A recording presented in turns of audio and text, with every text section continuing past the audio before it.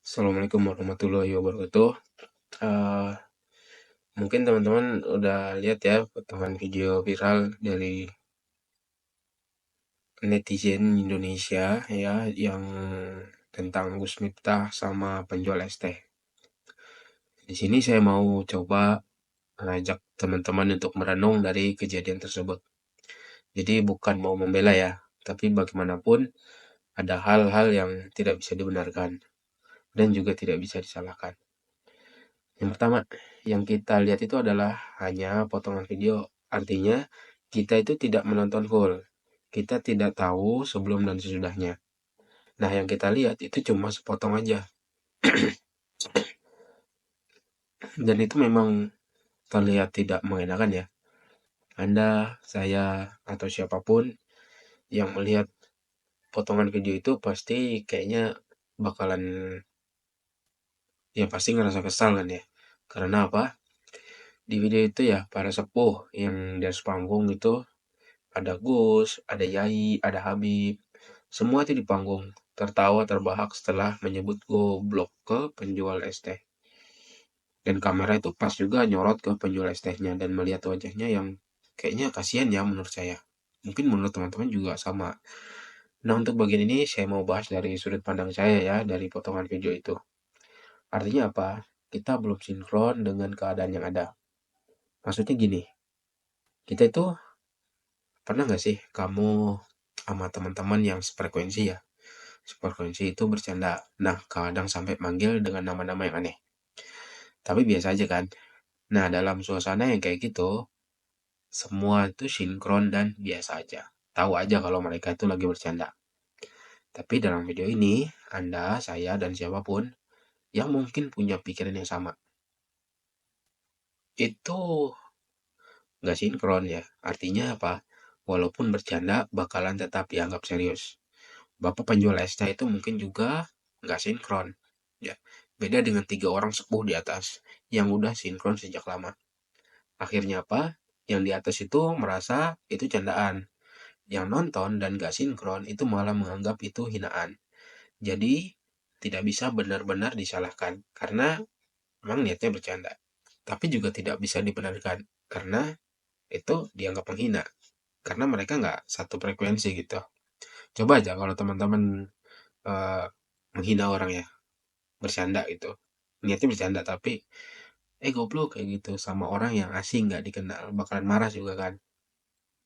Itu loh maksudnya. Tapi kalau satu kayak teman sendiri itu kan kayaknya nggak masalah sih. Ya. Kedua, ada beberapa yang saya lihat itu saling menghujat. Ujung-ujungnya yang share menghujat. Apa bedanya dengan yang hina? Jadi ya sama aja kayak gitu loh. Justru momen seperti ini harusnya jadi bahan perenungan karena yang kita anggap orang beragama yang lebih tinggi saja bisa salah kayak gini. Apalagi kita yang ilmu agamanya sedikit ya. Sekali lagi, saya itu bukan membela ya, karena memang itu bukan hal yang dibenarkan. Kecuali dalam sebuah circle aja, untuk kalangan internal aja, mungkin sah-sah aja. Tapi untuk meluas itu salahnya. Nah, yang ketiga, momen kayak gini nih jadi momen yang powerful ya untuk saling menghujat dan menguntungkan orang yang ingin menghancurkan Islam dan Indonesia. Di satu sisi orang dalam ya, atau orang yang satu circle atau orang yang terlalu mendewakan itu bakalan ya maafin aja, maklumin aja kayak gitu loh. Dan menganggap orang-orang oposisinya itu lebay. Bahkan kadang ada rasa benci juga. Ya walaupun nggak semua ya. Tapi pasti ada aja tuh, saya yakin. Tapi bagi yang oposisi bakalan terus-terusan menghajarnya. Ya, ini momen yang menyenangkan ya bagi para pembenci agama Islam. Mereka akan menganggap orang-orang Islam itu bodoh dan mudah diadu domba. Orang-orang Islam itu bodoh, orang Indonesia itu bodoh, mudah diadu domba kayak gitu. Jadi ini momen yang powerful banget kalau menghancurkan orang-orang Indonesia itu. Ya kayak gini nih.